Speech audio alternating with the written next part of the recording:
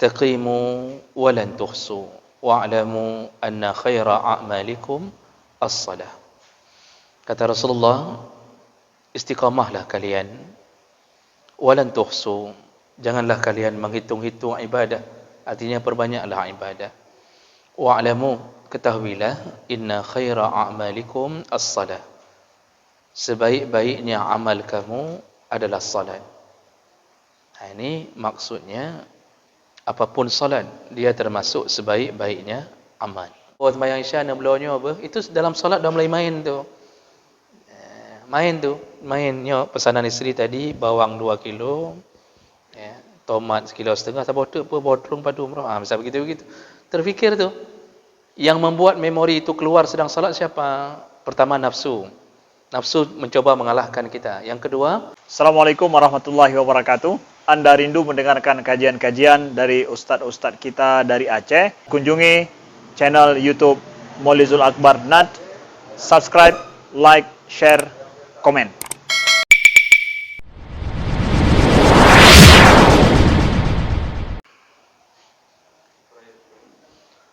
Alhamdulillahirabbil alamin. Wassalatu wassalamu ala nabiyyina wa sayyidina Muhammadin wa ala alihi wa ashabihi ajma'in. Amma ba'd. Rabbi shrah li sadri wa yassir li amri wa hlul 'uqdatam min lisani yafqahu qawli. Sebenarnya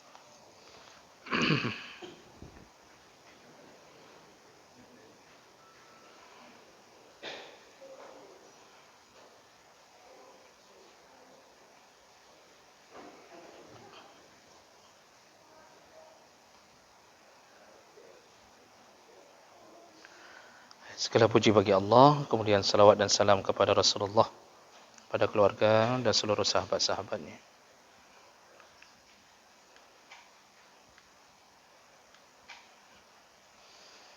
Hai Bapak Ibu yang Allah muliakan,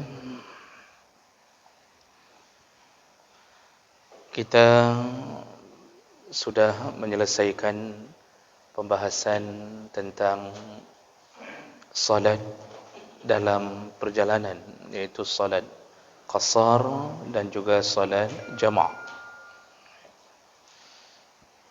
Mulai malam ini kita akan bahas bab yang baru, yaitu tentang salatut tatawwu', yaitu tentang macam-macam salat yang sunnah, ya, macam-macam salat sunnah. Salat sunnah dalam bahasa disebut tatawwu', kadang-kadang disebut dengan mandub, kadang-kadang disebut dengan mustahab. Nah, kalimat tatawwu' itu berasal dari bahasa at-ta'ah, yaitu ketaatan. Dan ini berhubungan dengan orang yang suka melakukan salat sunnah, maka dia termasuk orang-orang yang taat. Karena salat itu tidak wajib, tetapi dia melakukannya. Maka ciri-ciri orang yang taat itu salah satunya adalah suka, gemar melakukan salat sunnah. Salat tatawwu' yaitu ma zadat ala salawatil mafruḍah, semua yang bertambah di atas salat yang fardu itu disebut tatawwu'. Jadi selain daripada salat fardu itu disebut tatawwu'. Rasulullah sallallahu alaihi wasallam dalam salah satu hadis, ketika beliau ditanya tentang Islam, beliau menyebutkan rukun-rukunnya. Setelah disebutkan rukun-rukunnya, lalu faqala as-sa'il, lalu ada orang yang bertanya kepada Rasulullah, hal alayya ghairuha, ada lain ya Rasulullah selain daripada salat fardu? Maksudnya, ada lain yang perlu saya kerjakan selain daripada salat fardu? Qal, kata Rasulullah, la illa an tatawwa'. Enggak ada yang difardukan yang lain. Jadi kalau masalah salat yang wajib cuma salat fardu 5 waktu. Si penanya nanya tentang ada yang lain yang wajib atau tidak. Kata Rasulullah, tidak ada. Kalau engkau melakukannya selain daripada itu, maka itu semua adalah tatawwu', yaitu salat sunnah. Baik. Orang yang salat sunnah itu kelebihannya apa? Yang pertama, dia telah melakukan sebaik-baiknya amalan selain daripada salat fardu. As-salatu afdalu ibadatil badan. Salat itu sebaik-baiknya amalan badan. Ya. Jadi kalau kita ingin melakukan amalan badan selain daripada salat fardu, yang terbaik yaitu salat sunnah. Wa khairu ma yataqarrabu bihi ila Allah Subhanahu wa taala. Dan amalan yang paling baik untuk mendekat ke Allah adalah salat sunnah. Rasulullah sallallahu alaihi wasallam berkata, "Istaqimu wa lan tuhsu wa'lamu anna khaira a'malikum as-salah." Kata Rasulullah, istiqamahlah kalian, wa lan tuhsu, janganlah kalian menghitung-hitung ibadah, artinya perbanyaklah ibadah. Wa'lamu, ketahuilah, inna khaira a'malikum as-salah, sebaik-baiknya amal kamu adalah salat. Ini maksudnya apapun salat, dia termasuk sebaik-baiknya amal.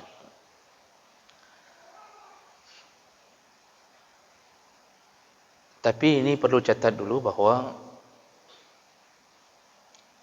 kalau dibandingkan dengan melepaskan kesulitan orang, maka melepaskan kesulitan orang itu lebih utama daripada melakukan salat sunnah. Ini kalau sudah dibandingkan dengan amalan yang berhubungan dengan bukan badan. Jadi yang dimaksud tadi adalah amalan badan, itu yang paling bagus itu salat sunnah. Tapi kalau sudah bertemu dengan amalan yang berhubungan dengan sosial, muamalah, maka yang muamalah lebih hebat daripada salat sunnah. Dan itu Nabi yang mengatakannya. Kata Rasulullah, seseorang keluar dari rumahnya, lalu dia melepaskan kesulitan saudaranya, satu kesulitan saudaranya dia lepaskan, itu lebih baik dan lebih kusukai, kata Rasulullah, daripada engkau beriktikaf di masjidku selama sebulan. Daripada iktikaf di masjid Nabi selama sebulan, itu lebih baik melepaskan kesulitan hidup orang. Makanya orang yang memelihara anak yatim, membuat bahagia orang-orang miskin, itu amalnya lebih hebat daripada yang salat-salat sunnah tapi kriyat luar biasa. Ini yang harus kita fahami kalau sudah dibandingkan dengan amalan yang berbentuk muamalah. Tapi kalau amalan badan saja, maka yang paling hebat adalah salat. Kemudian kelebihan orang yang memperbanyak salat sunnah adalah ar-ruf'ah fil jannah bi kasrati tatawwu'. Dia akan diangkat derajatnya di surga dengan salat-salat sunnahnya. Pada satu hari, budak Nabi, pembantu Nabi yang bernama Rabi'ah bin Malik Al-Aslami, beliau berkata, qala Rasulullah sallallahu alaihi wasallam, suatu hari Rasulullah berkata kepadanya, sal, mintalah sesuatu dariku. Jadi Rasulullah kerana melihat Rabi'ah ini mengabdi ke Rasulullah, membantu Rasulullah, Rasulullah ingin menghargainya dengan mengatakan, mintalah sesuatu dariku. Maksudnya, apa yang bisa aku balas kebaikanmu? Karena salah satu sunnah dalam hidup adalah membalas kebaikan. Kita kalau diberikan kado, sunnah membalas. dengan kado yang lebih besar. Tapi jangan kotaknya saja yang besar. Atau beraya, berlebih raya daripada pemberian orang. Hari ini kita ditraktir mi goreng oleh orang. Besok ajak dia, traktirlah mi goreng pakai telur. Nyan haru lebih good. Balasan-balasan. Hari ini kita ditraktir orang makan hidangan rumahnya. Besok undang balik. Kasih lebih baik. Itu sunnah dalam agama kita. Dan itu ciri-ciri orang beriman. Dan ini menjadi penyebab Nabi berkata, wahai Rabi'ah, mintalah sesuatu dariku. Apa yang bisa aku berikan untukmu? Fakultu, lalu Rabi'ah berkata, as'aluka murafaqatuka fil jannah. Ya Rasulullah, kumohon, kalau begitu kumohon kepadamu, izinkanlah aku untuk menemanimu sampai ke surga. Jadi permintaan Rabi'ah, permintaannya bukan urusan dunia, karena mereka tahu kalau urusan dunia itu fana. Maka dia minta, ya Rasulullah, izinkan aku terus bersamamu sampai ke dalam surga. Begitu sahabat dulu. Jadi enggak mikir minta kado, minta hadiah, enggak, karena enggak berguna bagi mereka di dunia. Faqal, Rasulullah karena mendengar ini permintaan berat, karena mintanya surga, karena urusan surga adalah urusan Allah. Lalu Rasulullah berkata, au ghaira zalik, ada lain, maksudnya jangan yang itu, yang lain ada, yang bisa aku berikan di dunia. Qultu, kemudian Rabi'ah berkata, huwa zak, tidak ada ya Rasulullah, yang kenyal yang lelaki ya Rasulullah. Itulah yang ku minta ya Rasulullah, tidak ada lain. Qala, Rasulullah akhirnya menjawab, fa'inni ala nafsika bikasrati sujud. Baiklah kalau begitu, tolonglah aku untuk bisa mewujudkan keinginanmu dengan cara kasrati sujud, perbanyaklah sujud.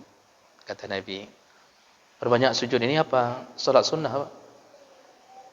Kalau salat wajib, mana boleh memperbanyak sujud, memang sudah ditentukan.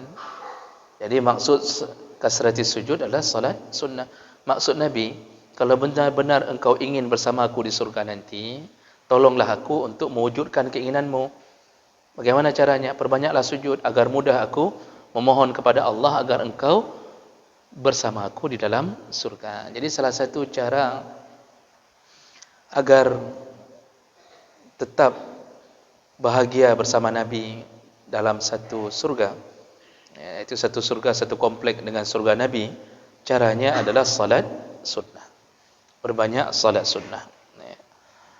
Nah, ini salah satu daripada kelebihan orang yang salat sunnah. Dalam hadis yang lain itu Rasulullah menyebutkan kepada Sauban, ketika Sauban memohon kepada Rasulullah agar dia bisa bersama Nabi di surga. Jadi sahabat dulu semuanya merindukan agar mereka tetap bersama Nabi dalam surga. Apa kata Nabi kepada Sauban? Ini hadis riwayat Muslim dengan derajat yang sahih. Rasulullah berkata, wahai Sauban, alaika bikasrati sujud, perbanyaklah sujud, perbanyaklah salat sunnah. Fa innaka la tasjudu lillahi sajadatan, kalau engkau bersujud kepada Allah sekali sujud, illa rafa'aka Allahu biha darajah, maka Allah akan angkat satu derajat. Engkau sekali sujud, Allah angkat derajat. Wa hatta anka biha khati'ah, lalu Allah hapuskan kesalahan-kesalahan. Jadi dengan memperbanyak sujud, banyak salat sunnah, akan satu surga bersama Nabi, diampunkan dosa-dosa, diangkat derajat. Ini kelebihan dari sisi tentang jaminan mendapat surga bagi orang yang salat sunnah. Kemudian yang ketiga, kelebihan orang salat sunnah itu dia bisa menutupi kekurangan pada salat wajib. Jibrun naqsi fil faraid. Salat sunnah itu bisa menutupi kekurangan pada salat wajib. Kekurangan itu bukan bermakna kekurangan yang rukun. Kalau kurang rukun, itu enggak sah salat wajibnya. Itu harus diulang atau diqadha. Jadi yang ditutupi mana? Kita ini kekhusyuan kita apa? Dalam salat wajib itu enggak bisa sempurna. Yang bisa tutup nanti salat sunnah. Makanya dari hadis Ammar bin Yasir, qala sami'tu Rasulullah sallallahu alaihi wasallam yaqul, aku pernah mendengar Rasulullah berkata, innar rajula la yansarifu min salatihi wa ma kutiba lahu.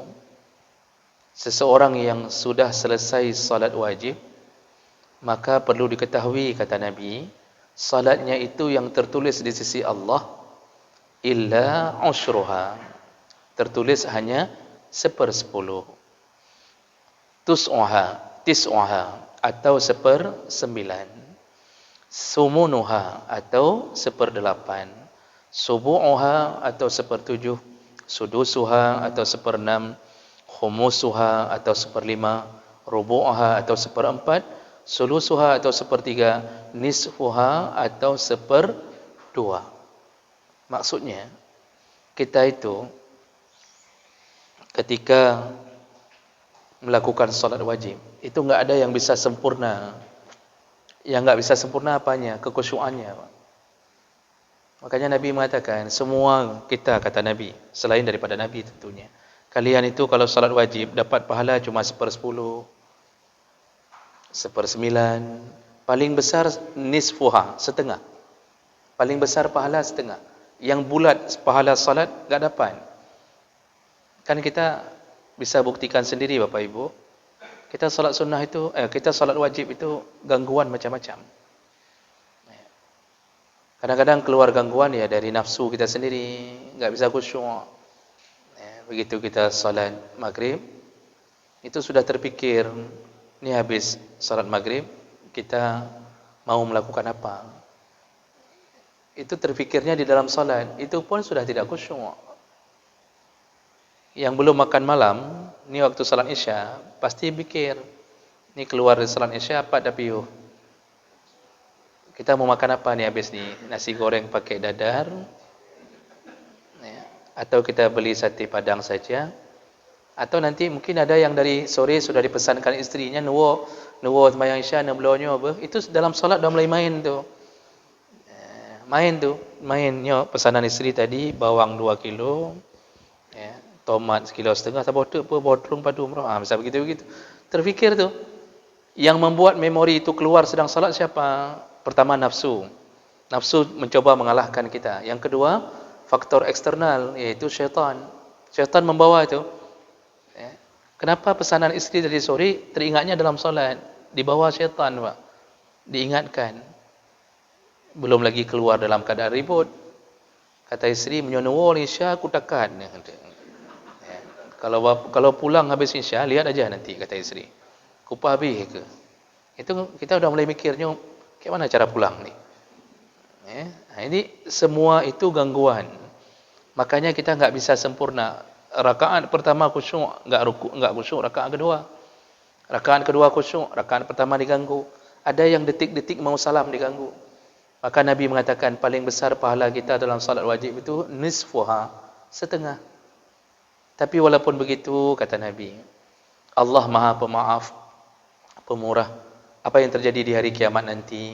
Lihatlah hadis Nabi tentang kasih sayang Allah di hari kiamat, yaitu hadis tentang proses cara dihisap orang-orang yang melakukan salat yang tidak terlalu khusyuk tadi. Kata Rasulullah, awwalu ma yuhasabu bihi an-nas yaumal qiyamah min a'malihim as-salat. Amalan pertama yang dihisap oleh Allah adalah salat. Enggak ada lain. Allah enggak tanya zakat, Allah enggak tanya puasa, salat. Yaqulu rabbuna lil malaikah wa huwa a'lam. Allah bertanya kepada malaikat, namun Allah sudah tahu. Jadi bukan bermakna bertanya Allah tidak tahu. Kalau kita nanya ke orang, kita tidak tahu. Allah tahu, nanyanya untuk apa? Hanya untuk memberi informasi kepada kita tentang sebuah kejadian. Bukan Allah butuh informasi dari malaikat. Allah ingin kasih tahu informasi ke kita melalui pertanyaan kepada malaikat. Apa Allah tanya? Unduru fi salati abdi atammaha am naqasaha. Wahai malaikat, coba cek. Ya. Tolong lihat sebentar hambaku itu dalam catatannya, salatnya sempurna atau kurang, atau ada kurang-kurangnya. Fa in kanat tammah kutibat lahu tammah. Kalau ada yang sempurna, catatlah sempurna. Tapi karena Nabi tadi mengatakan kita susah mendapatkan kesempurnaan, Allah kemudian sambung, wa in kana intaqasa minha syai'an. Kalau ada yang kurang dari salatnya, maksud kurang bukan enggak sah. Salatnya sah, tapi kurang khusyuknya, kurang sujudnya. Kalau terjadi kurang-kurang, kata Allah,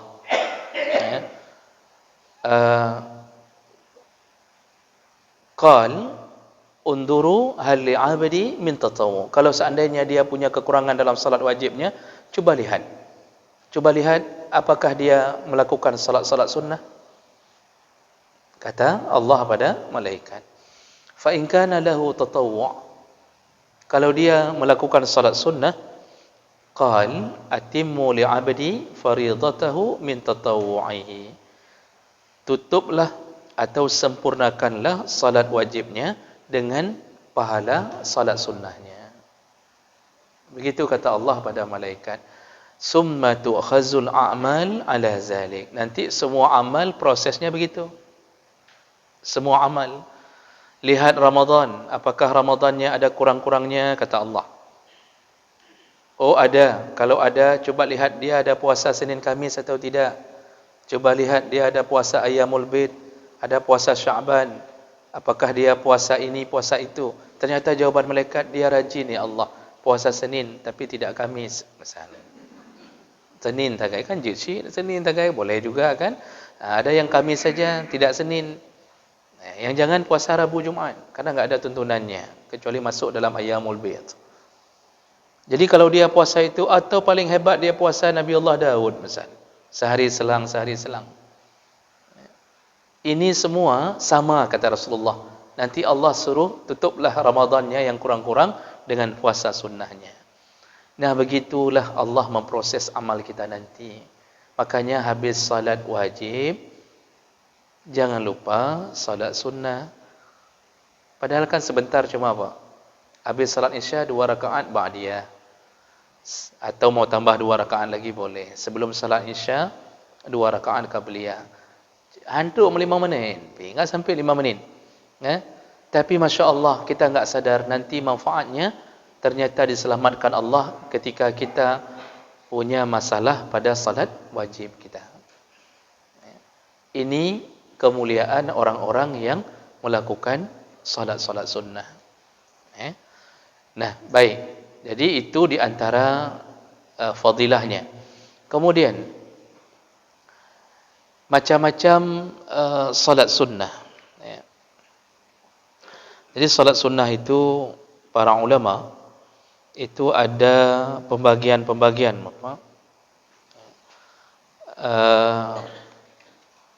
Ada yang membagi menjadi muakkad dan ghair muakkad. Kemudian ada yang membagi salat sunnah itu salat sunnah yang disunnahkan berjamaah dan yang tidak disunnahkan berjamaah. Kalau mazhab Syafi'i selain membagi muakkad dan ghair muakkad juga membagi yang sunnah berjamaah dan yang tidak sunnah berjamaah. Jadi ada salat-salat yang sunnah berjamaah. Apa saja salat sunnah berjamaah? Salat Aidul Fitri, Aidul Adha, salat istisqa, minta hujan, kemudian salat kusuf, gerhana matahari, gerhana bulan, salat pulam. Apa lagi ya Pak? Salat sunnah berjamaah. Itu disunnahkan berjamaah. Termasuk tarawih itu dimulai berjamaah dari masa Umar bin Khattab. Nanti ada salat-salat yang tidak disunnahkan berjamaah. enggak disunnahkan, tapi boleh. Tapi hana kesunnahkan, hana lebih bagus enggak berjamaah. Apa di antaranya? Salat tahajud, salat duha, ya, kemudian salat taubah, salat hajat, istikharah, kemudian salat tasbih walaupun khilaf. Kemudian nanti macam-macam selain daripada yang kita sebutkan tadi, itu semua salat yang tidak disunnahkan berjamaah. Tahajud enggak disunnahkan berjamaah, duha enggak disunnahkan berjamaah. Nah, ini proses pembagian-pembagian salat-salat sunnah.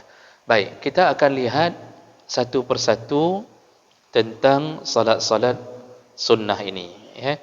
Nah, di sini ada pembagian secara umum. Ada salat sunnah model pertama namanya tatawwu' mutlak, salat sunnah mutlak. Nanti yang kedua namanya salat sunnah muqayyad. Muqayyad itu karena terikat dengan sesuatu. Contoh salat sunnah rawatib, dia terikat. Kalau zuhur berarti muncul salat qabliyah atau ba'diyah zuhur. Yang pertama dulu salat sunnah mutlak. Ya. Apa itu salat sunnah mutlak? Wa huwa allazi la sababa lahu, iaitu salat yang enggak ada sebab. Wala hasara lahu, dan juga tidak ada batasan.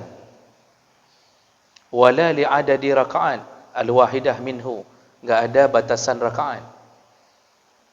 Salat sunnah mutlak itu enggak ada sebab, tidak terbatas, rakaatnya juga tidak ditunjuk, tidak ditentukan. Ya. Jadi wa huwa ayyanwi adadan awalahu alla yanwihi.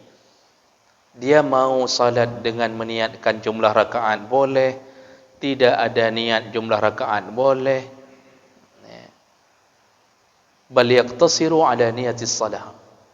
Dia boleh salat tanpa ada jumlah rakaat. Maksudnya nyawa sembahyang aja. Jadi salat sunnah mutlak ini salat yang paling bebas. Enggak ada ketentuan. Dia boleh dilakukan kapanpun kecuali pada waktu-waktu yang makruh. Karena ada 3 waktu salat yang makruh, bahkan sebagian ulama mengharamkan, yaitu ketika terbit matahari 15 menit menjelang waktu syuruk. Itu waktu yang tidak boleh salat. Kalau sekarang misal keluar matahari 6.39. Dari 6.39 atau 6.40, itu 15 menit ke depan, itu waktu makruh salat. Bahkan sebahagian mengharamkan salat. Makanya ada orang hari ini, itu habis pengajian, itu langsung salat. Malah dia salatnya subuh nih misal. Subuh kan mau ada salah satu salat sunnah, salat yang disebut salat isyraq atau yang menyebut salat syuruk.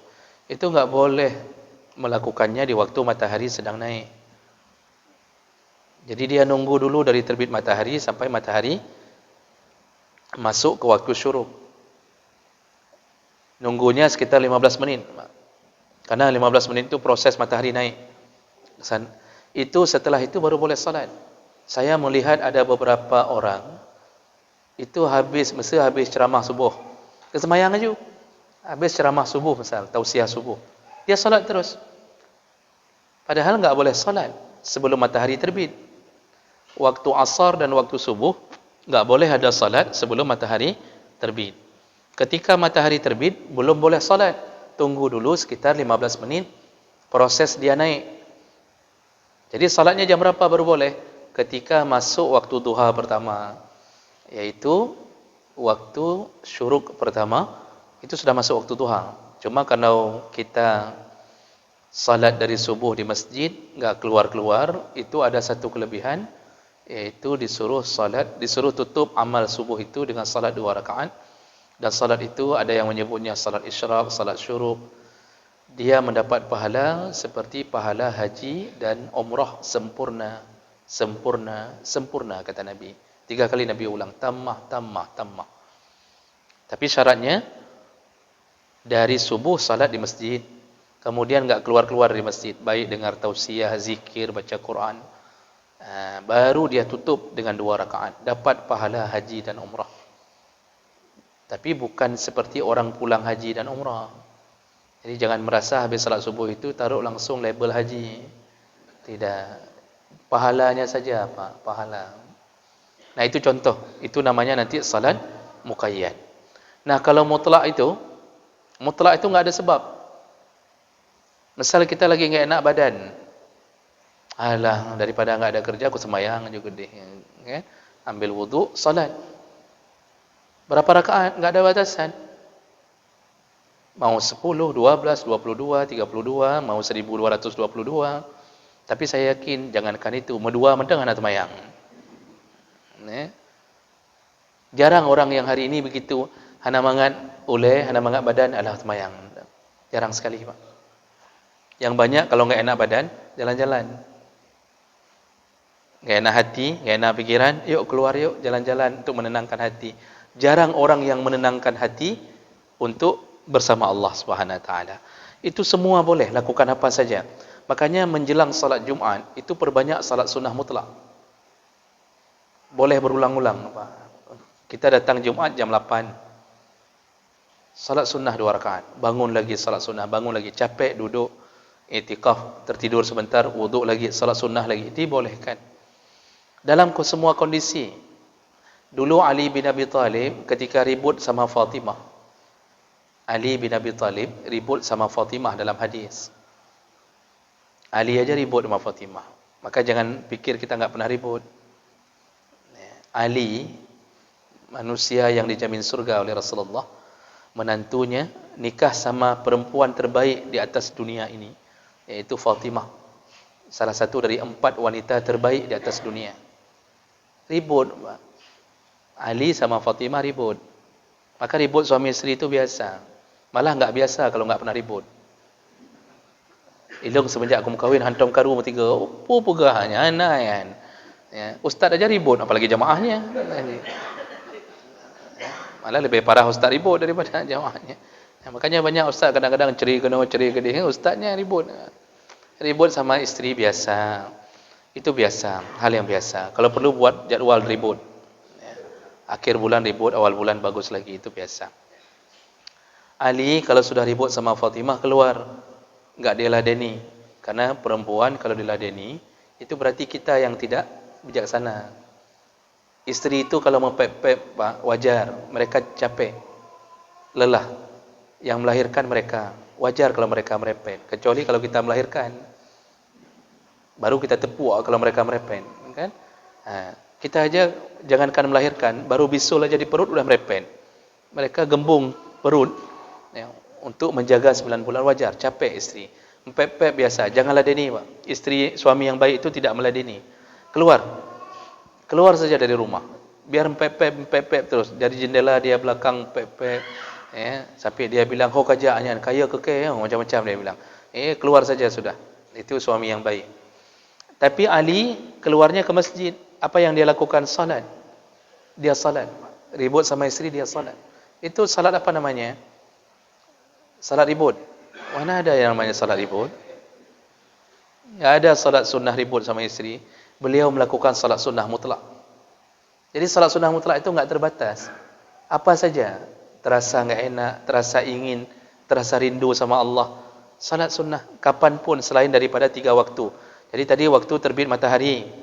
Kemudian waktu matahari tergelincir dari atas kepala, tergelincir menjelang zuhur. Kalau sekarang mungkin dari jam 12 sampai setengah 1 itu dia 15 menit juga sebenarnya.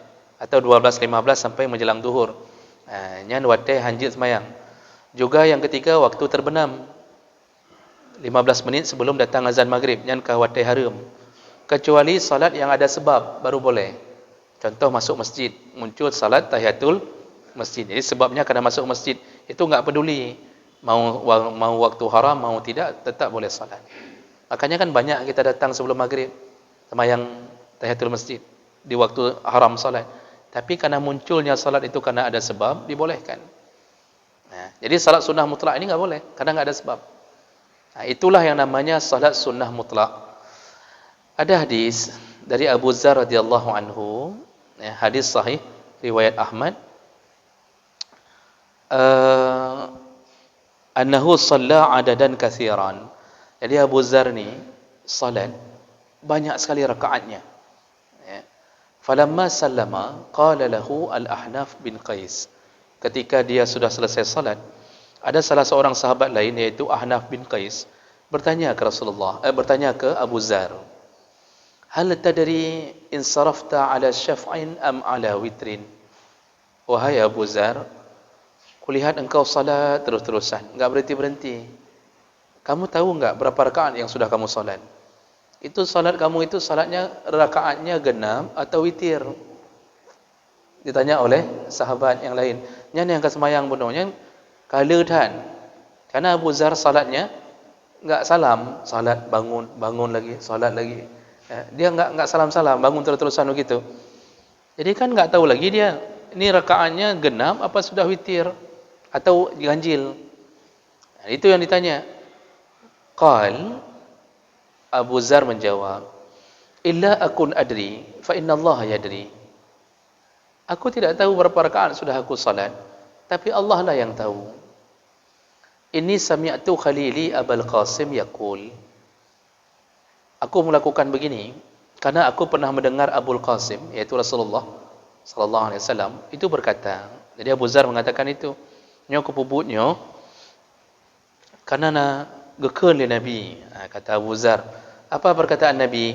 Ma min 'abdin yasjudu lillahi sajadatan illa rafa'ahu Allah biha darajah wa hatta anhu biha khati'ah.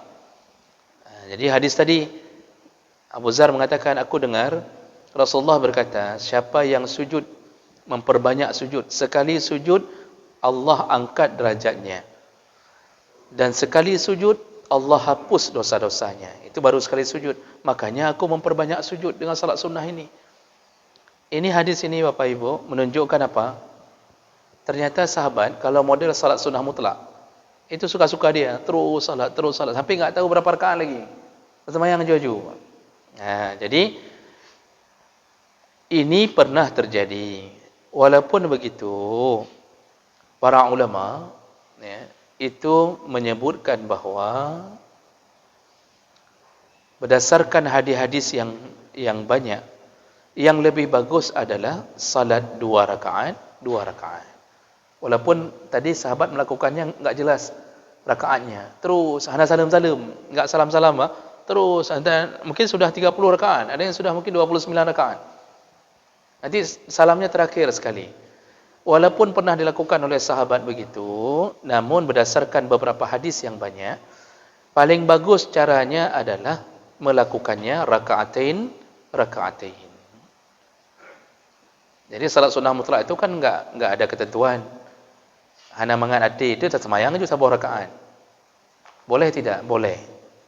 Tapi yang paling baik al-afdal rakaatain. 2 rakaat.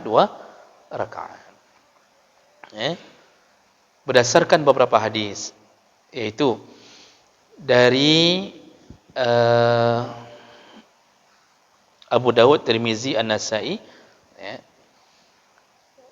itu disebutkan salatul lail, kata Rasulullah sallallahu alaihi wasallam, salatul lail awin nahar masna. Salat malam, salat siang jumlahnya tetap 2 rakaat. Dalam hadis yang lain juga derajatnya sahih, yaitu riwayat Bukhari Muslim, Rasulullah berkata, salatul lail masna, fa iza khashita subha fa'utir bi wahidah. Kalau engkau ingin salat di malam hari, salatlah 2 rakaat. Kalau engkau khawatir tidak dapat witir, cukuplah witir 1 rakaat. Nah, ini menunjukkan apa? Nabi mengatakan bahawa salat malam dan siang paling bagus itu 2 rakaat. Jadi itu cara yang paling baik. 2 rakaat, salam. Bangun lagi. 2 rakaat, salam. Nah, baik. Bapak Ibu yang Allah muliakan, ini yang pertama tentang model salat sunnah atau salat tatawwu', yaitu salat mutlak. Jadi itu memperbanyak salat tidak ada ketentuannya, dibolehkan.